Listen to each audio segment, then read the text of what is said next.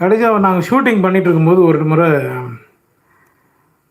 எல்லாம் இந்த ஆர்டிஸ்ட்டுங்க நிறைய ஆர்டிஸ்ட்டுங்க எல்லாரையும் வந்து உட்கார வச்சு டிராக்டர்லேருந்து தள்ளிட்டு இருக்கான். நான் சும்மா ஜென்ரலாக பேசிட்டுருவேன், என்னப்பா பண்ணிட்டு இருக்கான்னு பார்த்தா டிராக்டர்லேருந்து எல்லோரும் கீழே வந்துட்டான். ஏய் என்ன பண்ணிட்டு இருக்க, லைவாக இருந்தால் தான் நான் சூப்பராக இருக்கும் அப்படின்னா, அதுக்காக என்னடா எல்லோரும் கீழே மண்ணு கொட்டுற மாதிரி கொட்டிகிட்டு இருக்கேன் அப்படின்னு. எல்லா விஷயமும் லைவாக பண்ணி ஒரு விஷயமும் இந்த படத்தை பெரிய அளவில் கொண்டு வந்தது சுரேஷ் சங்கையா. ஷார்ட் எடுத்துன்னே இருப்போம், கேமராமேன் வந்து சார் வந்து ஃப்ரேம் செட் பண்ணுற கேப்பில் ஆனால் இன்னொரு கதை இருக்குண்ணே அப்படின்னு, என்னப்பா அப்படின்னு, இதே முடியல போகணும் அப்படின்னு, கேளு அப்படின்னு அந்த 17 நிமிஷம் ஒரு கதை சொல்லியிருக்கா அப்படின்ட்டு.